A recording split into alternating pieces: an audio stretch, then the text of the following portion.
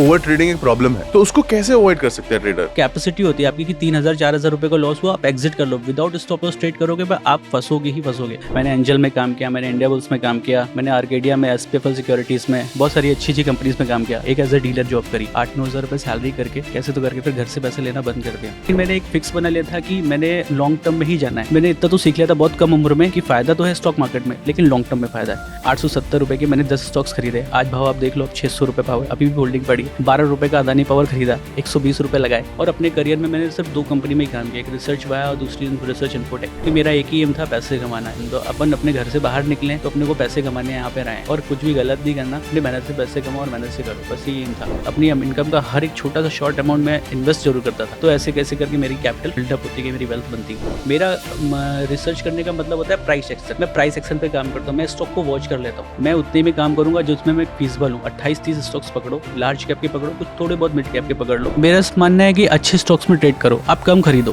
उनमें ही अपनी रिसर्च देना स्टार्ट करो और उन्हीं स्टॉक्स को इतना कैप्चर कर लो कि अगर आपने बोल दिया कि यहाँ से भाई रिवर्सल जाएगा, तो फिर वो रिवर्सल जाएगा, मतलब उसमें 95% तक प्लस की सिक्योरिटी मिलेगी।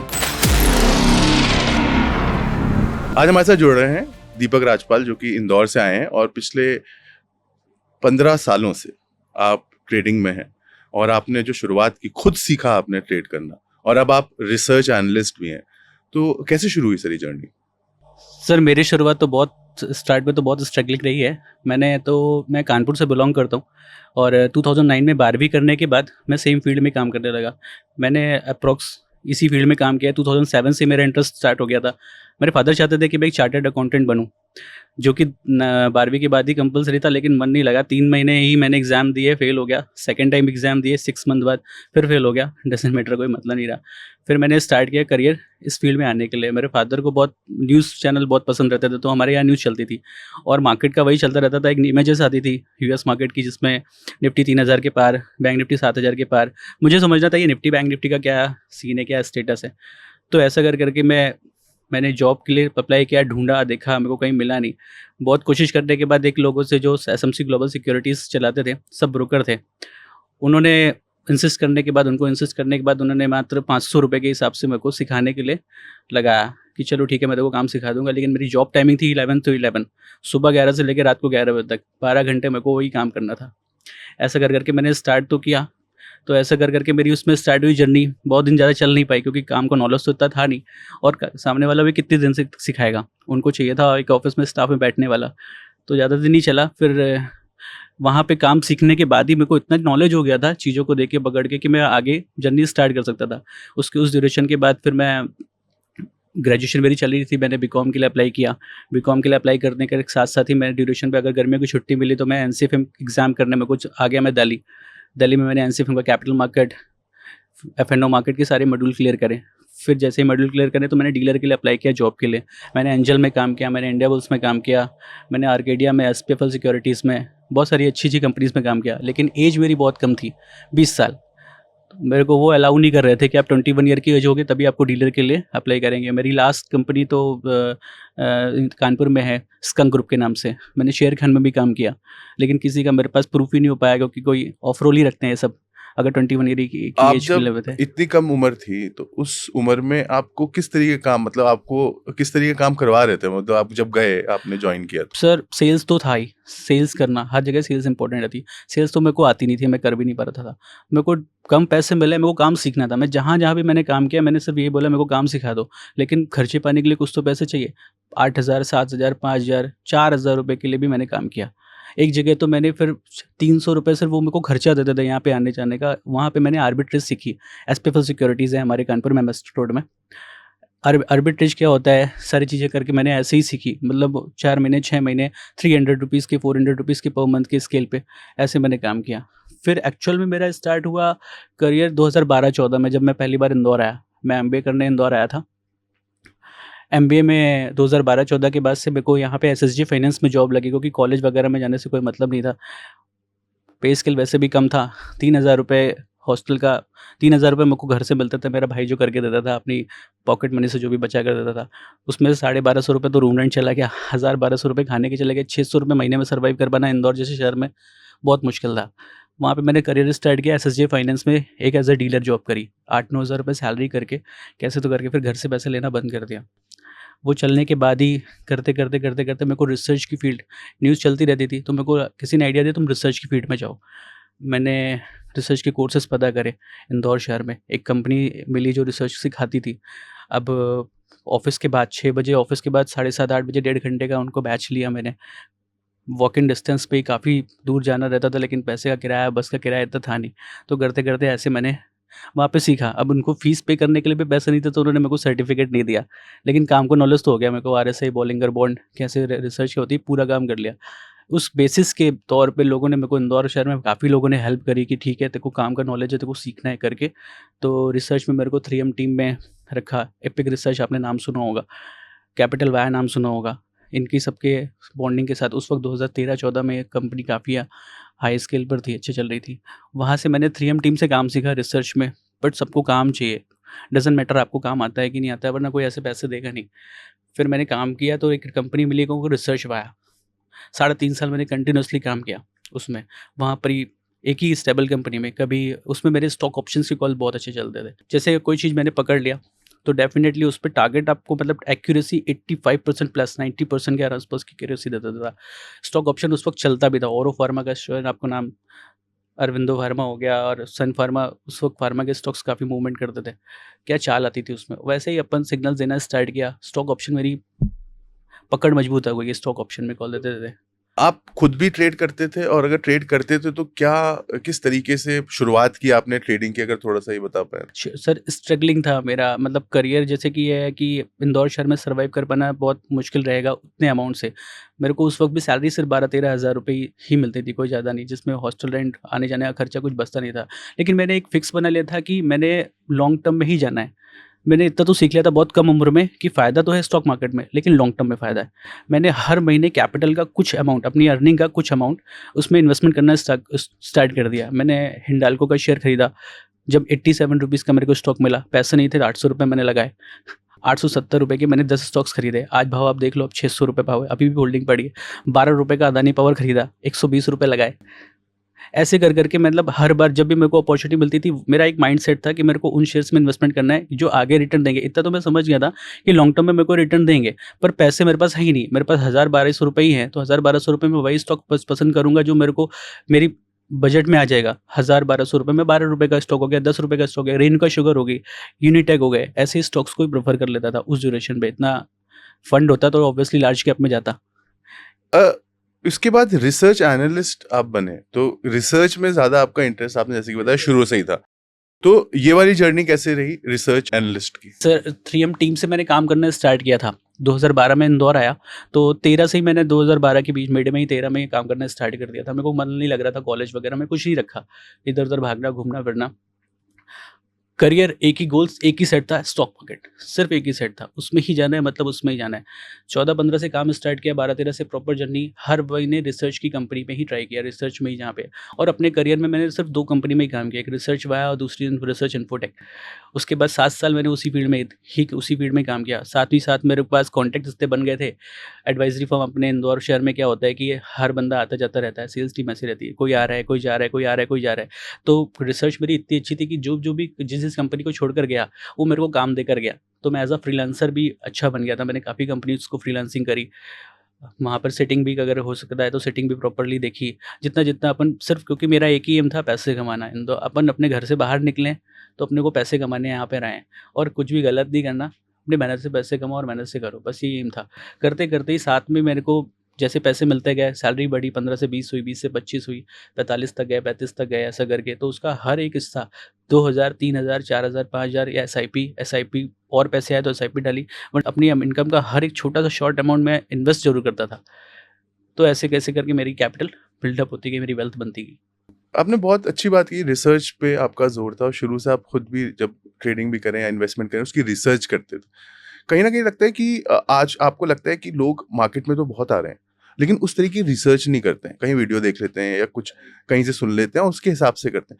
तो ये जो नए जो लोग, जो ट्रेडर आ रहे हैं, उनके लिए रिसर्च कितनी इम्पोर्टेंट है, और उनको क्या बेसिक चीजें करनी चाहिए रिसर्च करने की? मुझे लगता है कि रील्स के बेसिस पे नहीं काम कर लेना चाहिए। रील्स पे बेसिस पे किसी ने बोल दिया कि अरे इस स्टॉक को ये न्यूज़ मिल गई और ये तो बढ़ने वाला है। वो एक तरह का एक स्कैम भी उसको टाइप ऑफ बोल सकते हैं कि आपको ये बता रहे हैं कि ये एग्जांपल तौर पे कोई पर्टिकुलर एक्स का नाम का स्टॉक दे दिया, अरे इसको एक टारगेट मिलने वाला है, इसको एक प्रोजेक्ट मिलने वाला है, ये स्टॉक बढ़ जाएगा। मेरा रिसर्च करने का मतलब होता है प्राइस एक्शन। मैं प्राइस एक्शन पे काम करता हूँ। मैं स्टॉक को वॉच कर लेता हूँ 10 दिन, 5 दिन, 2 दिन, 3 दिन। मेरी स्टॉक लिस्ट में, स्टॉक वॉच लिस्ट में बहुत ज़्यादा स्टॉक्स नहीं है। 50,000 5,000 प्लस स्टॉक्स है मार्केट में लिस्टेड। मैं उतने में काम करूंगा जिसमें मैं फीसिबल हूँ। 28-30 स्टॉक्स पकड़ो, लार्ज कैप के पकड़ो, कुछ थोड़े बहुत मिड कैप के पकड़ लो, उनमें ही अपनी रिसर्च देना स्टार्ट करो और उन्हीं स्टॉक्स को इतना कैप्चर कर लो कि अगर आपने बोल दिया कि यहाँ से भाई रिवर्सल जाएगा, तो फिर वो रिवर्सल जाएगा, मतलब उसमें 95% तक का प्लस की एक्यूरेसी मिलेगी कि ये पर्टिकुलर पॉइंट सेट होगा। मेरा यही गोल रहता था। और मैं नए ट्रेडर्स जैसे भी आते तो मैं उनको भी ये सजेस्ट करूँगा कि डील्स पे ना जाके आप सजेशन करो कि उस स्टॉक के बारे में सच में ऐसा कुछ है भी कि नहीं, कि रील्स पे भी आप चले गए पहला। और प्राइस एक्शन क्या है, मतलब मूवमेंट कितना है, इसने पिछले से कितना रिटर्न देकर है। ऐसा तो नहीं आपको टॉप पे बाई करा दिया किसी ने रील्स के बेसिस पे, तो ऐसा नहीं। ऐसे ही मैं प्राइस एक्शन के बेसिस पे रिसर्च टिप्स प्रोवाइड करता था। ठीक है सर, आपने ये बोला कि 5,000 स्टॉक है मार्केट में और सब स्टॉक्स को तो आप नहीं देख सकते, तो आपने भी अपनी एक लिस्ट बनाई हुई है जिनको आपने एकदम घोट के पी लिया है कि मैं जब जो सिग्नल दूंगा वो होगा ही। तो ऐसे ही आपको लगता है कि लोग ये इस तरीके की लिस्ट नहीं बनाते हैं या कोई भी स्टॉक में जाने की कोशिश करते हैं तो ज्यादा नुकसान होता है? और शुरुआत में किस तरीके से वो लिस्ट बनाए, वॉच लिस्ट अपनी? मेरा मानना है कि अच्छे स्टॉक्स में ट्रेड करो। आप कम खरीदो, मत खरीदो। आप मतलब पैनी स्टॉक्स में मत जाओ। कोई बोल देता है कि यार ये स्टॉक बढ़ने वाला है और अभी 2 रुपये का प्राइस है, आगे बढ़ेगा 3 रुपये 4 रुपये होगा, तो कोई लगता नहीं है कि वो 2 रुपये का, वो आपका 2 रुपये का स्टॉक 1.80, 1.75, 2.5, 2.10 का ही मूवमेंट करेगा और आप उसमें 1 लाख शेयर्स खरीद लेते हो, अगर 2 लाख रुपये लगा देते हो। तो मैं बोलता हूँ कि 2,000 रुपये का स्टॉक खरीदो, लेकिन अच्छा स्टॉक्स में जाओ, वो आपको अच्छा रिटर्न देगा। उसमें आपका रिस्क कैपिटल जो होगा, रिस्क होगा, वो बिल्कुल कम ही हो जाएगा। हाँ, प्रॉफिट कम होगा। पैनी स्टॉक्स है, पैनी स्टॉक्स चढ़ा तो फिर चढ़ गया, नहीं चढ़ा तो फिर वो वहीं का वहीं रह जाएगा। मेरा तो यही कंसर्न रहता है कि भाई अच्छे स्टॉक्स में ट्रेड करो, लिमिटेड स्टॉक्स में ट्रेड करो, जो अच्छी लार्ज कैपिटल की कंपनियां हैं, कम स्टॉक्स में ट्रेड करो, वो सही रहता है। और सर ये तो बात हो गई स्टॉक्स की, अगर ऑप्शंस की बात करें, इसमें जो जिस तरीके से लोग ट्रेडिंग करते हैं, आपने बोला कि सब में मत जाओ, बहुत ज्यादा ट्रेड मत करो, लेकिन ओवर ट्रेडिंग एक प्रॉब्लम है, तो उसको कैसे अवॉइड कर सकते हैं ट्रेडर, और खासतौर से ऑप्शंस की अगर बात करें? मेरा मानना है कि भाई हर बंदे की कैपेसिटी होती है। आपकी रिस्क कैपेसिटी अगर 10,000 रुपये है, तो आप 10,000 रुपये की रिस्क कैपेसिटी, अगर 10,000 रुपये को लॉस हो रहा है तो आप वहाँ से लॉस लेकर निकल जाओ, थोड़ा सा वेट कर लो, होल्ड कर लो। क्लाइंट क्या सोचता है कि अगर 10,000 रुपये का आज लॉस हुआ तो अपन एक और ट्रेड लगाते हैं, कहीं ना कहीं से कैपिटल अरेंज करते हैं। शुरू में मेरा भी ऐसे ही था। मैंने क्रेडिट कार्ड से पैसे लगाए इंट्राडे ट्रेडिंग करने के लिए। मैंने क्या किया कि आज मेरे को लग रहा था मार्केट चढ़ेगा, मार्केट बढ़ेगा, तो मैंने भी इंडेक्स में ट्रेड कर दिया, कि ट्रेड उठा लिया। 5,000 रुपीज़ के इन्वेस्टमेंट से, क्योंकि ह्यूमन साइकोलॉजी ये रहती है, 5-7 हज़ार रुपये लगाएंगे, 2,000 रुपये लगेंगे, मिलेंगे, निकल जाएंगे। लेकिन अगर उसमें 3,000 रुपये या 4,000 रुपये का लॉस हो रहा है तो लॉस 40% तक बेयर कर लेंगे। प्रॉफिट अगर 5100 रुपये का हुआ, 100-200 रुपये का हुआ, निकल के दूसरे ट्रेड में कर लेंगे, फिर दूसरे ट्रेड में फंस जाएंगे। ये रहता है। आप एक कैपेसिटी होती है आपकी कि 3,000-4,000 रुपये का लॉस हुआ, आप एग्जिट कर लो, विदाउट स्टॉप लॉस ट्रेड करोगे, पर आप फंसोगे ही फंसोगे। और अगर अच्छा पैसा बनाना है तो सिर्फ लॉन्ग टर्म ही अच्छी स्ट्रैटेजी है। कुछ डूज एंड डोंट्स अगर आप देना चाहें नए ट्रेडर को, अगर कुछ लिस्ट करना चाहें, आप एनालिस्ट भी हैं, आपने मार्केट इतने सालों तक देखा भी है, खुद भी ट्रेडिंग आपने की है, तो आप क्या कहना चाहेंगे जो नए जो लोग आ रहे हैं उनके लिए वो क्या चीजें होंगी जो उनको करनी चाहिए, और वो क्या चीजें होंगी जो उनको नहीं, बिल्कुल नहीं करनी चाहिए? नए लोगों के लिए मैं यही बोलूँगा कि भाई अपॉर्चुनिटी का वेट करो। ज़रूरी नहीं है कि आप हर दिन ट्रेड करो, और सबसे पहले तो अच्छे स्टॉक्स में ट्रेड करो। अपॉर्चुनिटी का वेट करने का मतलब ये है कि अगर वो प्राइस, किसी स्टॉक के प्राइस को आप देख रहे हो, अगर आप उसको वॉच लिस्ट में अपनी लगा लो। पहले तो आप एक वॉच लिस्ट टेस्ट कर लो 10-15 स्टॉक्स की, सारे स्टॉक्स मत जाओ, 10-15 स्टॉक्स। अगर वो स्टॉक की वॉच लिस्ट में, अगर वो स्टॉक 800 रुपये का, 1,000 रुपये का स्टॉक है, वो आपको 200 रुपये डाउन में मिल रहा है, 300 रुपये डाउन में मिल रहा है, आप किसी एनालिस्ट से कंफर्म करो कि क्या लगता है ये रिवर्सल आएगा, इसमें निवेश करना चाहिए कि नहीं। स्टॉक अच्छा होना चाहिए। और कुछ भी चीज़ें जो अच्छी कंपनी होती है, अगर वो गिर भी गया है ना, तो वो आपके लिए एक अपॉर्चुनिटी होती है। अपॉर्चुनिटी का वेट करो, तब पैसा लगाओ। अदानी इंटरप्राइज का स्टॉक गिरा था हैंडन की न्यूज़ के बाद, 3100 रुपये का स्टॉक सीधे गिर गया था 1,500-1,600 रुपये का भाव है। 1,637 रुपये का उसका डे लो बनाया था। मैंने उसको 1,900 रुपये में पकड़ लिया, 1,900 रुपये पकड़ लिया। न्यूज़ वगैरह अच्छे स्टॉक्स में अगर न्यूज़ भी आएगी ना भाई, रिवर्सल आएगा मतलब आएगा। स्टॉक अच्छा होना चाहिए, चूज़ अच्छा करो आप, मेरा ये कंसर्न। तो मतलब बेसिकली आपका कहना है कि आपने उसको, अडानी को पकड़ा, लेकिन ऑब्वियसली आपका जो जो आपका आउटलुक है वो आपका लॉन्ग टर्म ही है, शॉर्ट टर्म नहीं है। लेकिन इस ये भी गलतियां ट्रेडर करते हैं जो नए आते हैं कि वो स्पेसिफिक इतना लंबा नहीं, मतलब आपने अगर अडानी के बारे में सोचा, वॉच लिस्ट की आप बात कर रहे हैं, तो लॉन्ग टर्म सोचने के लिए क्या करना चाहिए, और ये जो शॉर्ट टर्म वाला है इसके जो फोमो भी जिसको कहते हैं कि फियर ऑफ मिसिंग आउट, कि यार मैंने ये स्टॉक अभी नहीं पकड़ा तो फिर गड़बड़ हो जाएगी, इसको अभी पकड़ लो, इससे कैसे पार पा सकता है ट्रेडर? उसके लिए तो आपको रिसर्च एनालिस्ट की ज़रूरत पड़ेगी। एक रिसर्च एनालिस्ट जो आपका जिसके आप पूरा आप ट्रस्ट कर सकते हो, जिसको आप मतलब आप देखते हो, उसकी रील्स वगैरह उसको समझते हो, तो उस रिसर्च एनालिस्ट से आप सजेशन ले सकते हो कि स्टॉक रिवर्सल कैसे होगा। क्योंकि हमारा प्राइस एक्शन, जैसे कि मैंने पहले बताया, हम चार्ट्स को क्या करते हैं, चार्ट्स को स्टॉक को वॉच लिस्ट पे डालते हैं। हमारा एक वॉच लिस्ट होता है कि 1000 रुपये का स्टॉक है, अगर ये 100 रुपये या 50 रुपये गिर गया तो ये सही वक्त है इसमें निवेश करने का, उस वक्त इस पर निवेश करवा देते हैं ऐसा करके। लेकिन ऐसा नहीं है कि आप सारा पैसा उसमें ही लगा लो। स्टॉक की वॉच लिस्ट तो 20-25 स्टॉक्स है जो कि अच्छे ही उठाएंगे। सही टाइम यही है कि अब ये निवेश करने का सही समय, अभी आप इसमें निवेश कर सकते हो। इसमें कम से कम तो इतने रुपए का मतलब स्टॉप लॉस तो लॉन्ग टर्म के लिए कोई मतलब ही नहीं है। व्यू लॉन्ग टर्म के लिए है। अगर इंट्राडे पे है तो इंट्राडे पे मैं वही बोलूँगा भाई 1 से 1.5%, 1.5 से 2% के नीचे अगर स्टॉक गिर रहा है ना, अगर कैपेसिटी नहीं है तो मत करो होल्ड। ऑप्शंस के ट्रेडर्स के लिए भी यही है कि ऑप्शंस ट्रेडर्स 1%, 1.5%, 2%, 12 रुपये की कोई प्रीमियम के अगर आपने कोई स्ट्राइक प्राइस का लेकर रखा है प्रीमियम, अगर उसका वो 2 रुपये हो गई है, मतलब 10 रुपये हो गई, 2 रुपये गिर गई, 8 रुपये 7 रुपये के आसपास की आ गई, आपकी एक लेवल होता है कि आप यहाँ पे निकल जाओ, वरना वो कल आपको और डाउन ही मिलने वाली है डेफिनेटली। पोजीशन पोजीशन जितनी से जल्दी क्लोज कर सकते हो आप ऑप्शंस की, डे बाई डे पे ही खत्म कर दो, ज़्यादा बेटर है। तो आप अगर बात करें, आप जब अपनी कॉल्स देते हैं जी, तो उसमें क्या आपका सक्सेस रेट रहता है? 80 से 90% की एक्यूरेसी रहती है। 80 और 90%? 80-90% की एक्यूरेसी अच्छा, रहती है। हाँ, तो अब ये जो 80 और 90% है, ऑब्वियसली आपने बहुत सालों के बाद, बहुत सालों बहुत के बाद। रिसर्च, बहुत पढ़ाई करने के बाद, सर, बहुत सारी चीजें देखने के बाद इस पे पहुंचे होंगे आप। जो लोग नए आ रहे हैं, आपने बोला रील मत देखो, फिर आपने बोला उन लोगों की रील देखो जो कि जिन पे आप बिलीव करते हो, जिस रिसर्च एनालिस्ट पे। नहीं, रील्स कहने का मेरा मतलब ये है कि जो स्टॉक नया एक ऐसा होता है ना कि भाई आरवीएनएल बाय कर लो, इसको ये प्रोजेक्ट मिलने वाला है, इसको ये प्रोजेक्ट मिलना है। मेरे कहने का मतलब रील्स की बेसिस पे आप उसको जज मत करो। टिप्स की तरह रील्स को हाँ, मत यूज करो। टिप्स की तरह मत यूज करो। अरे जैसे एग्जांपल तौर पे कोई स्टॉक हो गया, आज आपने कल परसों रेल का नाम सुन लिया, किसी ने बोल दिया आरवीएनएल बाय कर लो, इसको ये प्रोजेक्ट मिलने वाला है, इसको ये ऐसा कुछ होने वाला है। तो मेरा कहने का मतलब पहले आप उसको आप देख लो, उसकी सिर्फ स्टॉक का नाम सुनकर उसको सर्च मत करो। आप क्या होता है, प्राइस एक्शन क्या होता है कि अगर आप उसको देखने लगोगे ना तो आपको अरे यार अभी देखो ये कल सही बोल रहा था, परसों सही बोल रहा था, आप उसके ऊपर ट्रस्ट करने लगते हो। ऐसा है भी कि नहीं, मेरा कहने का ये मतलब है, उसको गूगल करो, आप उसको देखो, किसी एनालिस्ट से पूछो क्या ऐसा है भी कि नहीं जो आप डाल रहे हो। बहुत सारे फेक हैं, बहुत सारे स्कैम है जो ऑपरेट कर रहे हैं स्टॉक्स को, और स्टॉक का नाम लेने के ही चार्जेस ले रहे हैं। आपने इतने साल अपना पढ़ाई की, आपने बहुत सारी चीजें पढ़ी होंगी, बहुत सारी चीजें देखी होंगी। इसमें अगर कोई नया आ रहा है तो उसको कौन से वो सोर्सेज हैं जहां से उसको लर्निंग मिल सकती है, जहां से वो सीखे कम से कम कि उसको अगले 1 महीने में, 6 महीने में, 1 साल में कहाँ तक पहुंचना है, और अपने गोल किस तरीके से वो सेट करें लर्निंग के मामले में अगर मैं बोलूँ?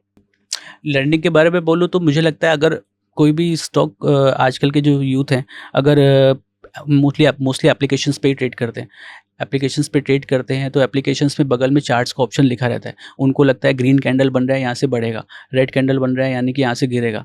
वो अगर थोड़े से टेक्निकल चार्ट्स को भी यूज़ कर लें, टेक्निकल पैटर्न्स को भी यूज़ कर लें, एक सपोर्ट लगा दें, 1455 डेज ईएमए लगा लें, थोड़ा सा एक सपोर्ट के लिए कैंडल स्टिक्स ड्रॉ कर लें छोटा सा, वो अपने इनको चार्ट में दिख जाएगा कि ये डबल टॉप बना रहा है या फिर इसके नीचे गिरेगा तो फिर मेरे को गिरने के लिए जाएगा। और बाकी लर्निंग के लिए बहुत सारे ऑप्शंस अवेलेबल हैं गूगल पे, आप रीड भी कर सकते हो चार्ट पैटर्न्स क्या होते हैं, किस तरह की कैंडल है जो यहाँ पे बुलिश मारूबोजू हो गई, बुलिश किकिंग हो गई, ये रिवर्सल लेके तो यहाँ से ऊपर जाएगा, यहाँ से गिरेगा। थोड़ा बहुत तो लर्निंग में ऐसा आ ही जाता है, सब पढ़ते हैं, सभी समझ में आ जाता है। आजकल मोस्टली इसी रील्स के बिहाव पे या फिर चार्ट्स के बिहाव पे ही देख कर ही ट्रेड कर रहे हैं। आपने बहुत सारे टेक्निकल टर्म्स का इस्तेमाल किया। अब अगर मैं पूछना चाहूँ कि कौन सी एक स्ट्रैटेजी जो किसी ट्रेडर के लिए, जो खासतौर से आ रहा है बाजार में, स्ट्रैटेजी ट्रेड करने की, ठीक है, ऑप्शंस में अगर हम बात करें तो कौन सी स्ट्रैटेजी, उसको कौन से वो इंडिकेटर हैं जिसका उसको ध्यान रखना चाहिए, उसके बारे में और पढ़ना चाहिए, रिसर्च करना चाहिए, ताकि वो सक्सेसफुल हो पाए अपने ज़्यादातर ट्रेड में? उसके बारे में आप क्या कहें? मुझे लगता है अगर कोई खुद से एनालिसिस करके ट्रेड करता है तो वो सपोर्ट रेजिस्टेंस पे जाए तो ज़्यादा अच्छा है। स्टॉक का प्राइस क्या होता है, आप अगर 1000 रुपये का स्टॉक है उसको एक प्राइस एक्शन में लगा लो कि इसकी वर्थ, मतलब ये 10 रुपये 11 रुपये मोस्टली मैं दिन भर से देख रहा हूँ, 2 दिन से 3 दिन से इसको वॉच कर रहा हूँ। ये 1000 का स्टॉक 990 से मोस्टली पलटता है, 990 से मोस्टली पलटता है। तो D1 के कैंडल में, डेली की कैंडल में वो 998, 988 ऐसे ही आसपास 1-2 रुपए का गैप अप डाउन होगा और वहीं से रिवर्सल मोस्टली वो लेगा। तो मुझे लगता है वो एक परफेक्ट एंट्री हो सकती है आपकी स्टॉक में एंट्री करने के लिए मात्र 1% के प्रॉफिट के लिए। लेकिन रिस्क रिवॉर्ड सेम रखें, ज़्यादा सही रहेगा। 1% का अगर आप ₹10 का उसमें टारगेट देख रहे हैं तो ₹10 के आसपास का स्टॉप लॉस भी देख कर ही चलें। एल्स अगर आपको लग रहा है कि वो आपके लेवल से बाहर जा रहा है, मैंने एंट्री कर दी है और वो निकल नहीं पा रही है और वो स्टॉक गिरते जा रहा है, तो या तो फिर वो पेनी स्टॉक होगा या फिर आपने स्टॉक गलत चूज़ कर लिया होगा। अगर अच्छा स्टॉक होगा तो वो आपको डेली लॉन्ग टर्म के लिए या फिर 1-2 महीने या फिर आपको रिटर्न तो देगा ही देगा। सर, एक तो ट्रेडर शायद एक चीज भूल जाते हैं और वो होती है रिस्क मैनेजमेंट। ट्रेडिंग करने का तो अमाउंट है, ठीक है, अकाउंट में पैसा रखा हुआ है, लेकिन रिस्क मैनेजमेंट क्यों एक ट्रेडर के लिए जरूरी होता है, और क्या वो तरीका है जिससे वो अच्छे से अपना ये एस्पेक्ट ये कवर कर सके, अपना रिस्क कवर कर सके? आपको क्या लगता है, मतलब एक इंसान जिसकी सैलरी 25-20-25 हज़ार रुपये है और वो कम से कम ना तो 60% अमाउंट इन्वेस्ट कर रहा है, ट्रेडिंग में इन्वेस्ट नहीं कर रहा है, वो ट्रेड कर रहा है, तो क्या रिजल्ट लेकर आएगा? नथिंग। वो लॉस में ही जाएगा और ऊपर से डिप्रेशन का शिकार हो जाएगा कम ही एज में।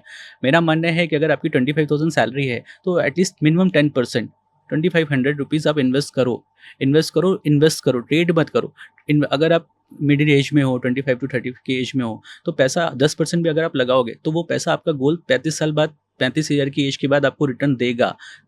ऐसा रहता है। अगर आप पहले ही ये सोच के करोगे, ट्रेड रिस्क मैनेजमेंट आपको कैसे करना है कि आपने एक रिस्क भी बना लिया। लॉन्ग टर्म में इन्वेस्टमेंट में क्या है कि अगर आपने 2500-3000 रुपये लगाकर कोई स्टॉक खरीदा, अगर वो गिर भी गया है तो आपके पास नेक्स्ट मंथ आपके 2500 रुपये, आप उसी स्टॉक को फिर एवरेज कर सकते हो। लेकिन एक रेंज होती है, स्टॉक अगर अच्छा चूज़ किया हुआ है तो वो 10%, 5%, इससे बहुत ज़्यादा गिर ही नहीं सकता। वो स्टॉक अच्छी कंपनी का स्टॉक है तो कोई अच्छी न्यूज़, कोई बड़ी न्यूज़ आई होगी, कोई बड़ा प्रॉब्लम हुआ होगा तभी वो स्टॉक गिरा है। बट वो भी एक अपॉर्चुनिटी के लिए यूज़ करो कि अच्छी कंपनी है, ये आपको आगे रिटर्न देगी। आपको स्टॉक पे ट्रस्ट करना पड़ेगा अगर कंपनी अच्छी है।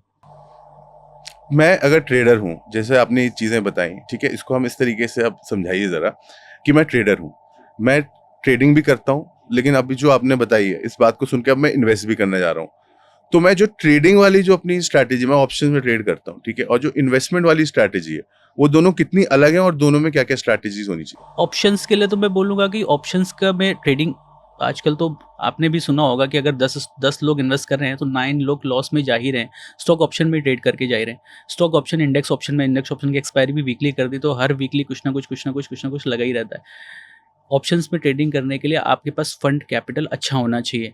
अगर स्टॉक नीचे गिर भी गया है तो आपके पास एक रिस्क मैनेजमेंट आपको बनाकर चलना पड़ेगा कि भाई मेरा लेवल ये है कि 1-1.5%, मैंने आपको पहले ₹10 की कोई प्रीमियम का कोई स्टॉक परचेज़ कर लिया, ऑप्शन परचेज़ कर लिया, कोई कॉल या पुट परचेज़ कर ली, वो ₹8 चली गई है तो आप एग्ज़िट कर लो।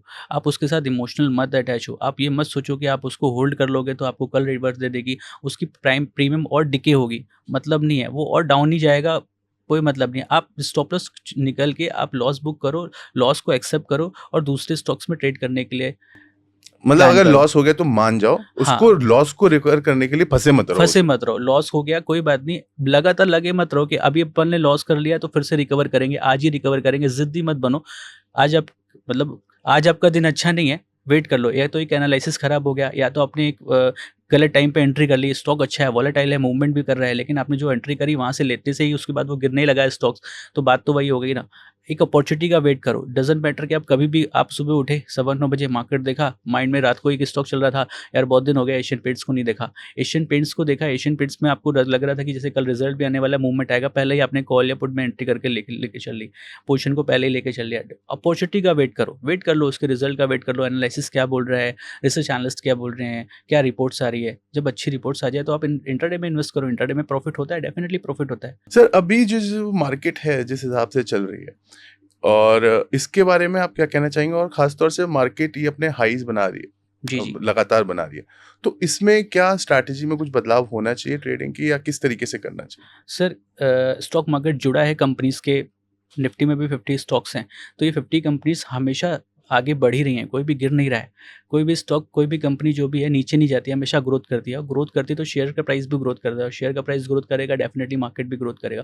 पहले का कंपनी का, इंडिया का जीडीपी क्या था, अभी क्या जीडीपी है।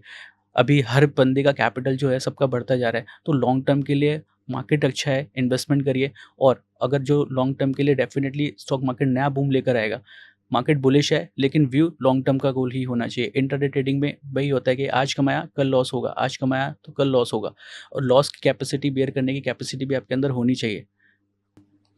Thank you Deepak sir, thank you for coming इस बाजार के माहिर के मंच पर और इतनी सारी ज्ञानवर्धक बातें लोगों को बताने के लिए। जी सर, धन्यवाद। Thank you sir. अगर आपके भी कोई फेवरेट ट्रेडर हैं जिन्हें आप बाजार के माहिर पर देखना चाहते हैं तो हमें कमेंट बॉक्स में ज़रूर बताएं, हम उन्हें इनवाइट करेंगे। और हाँ, अगर आप एक ट्रेडर हैं और अपनी जर्नी बाजार के माहिर पर शेयर करना चाहते हैं तो डिस्क्रिप्शन में दिए फॉर्म को ज़रूर भरें। ऐसे ही और वीडियोस देखने के लिए चैनल को सब्सक्राइब करें और बेल आइकॉन भी प्रेस कर दें।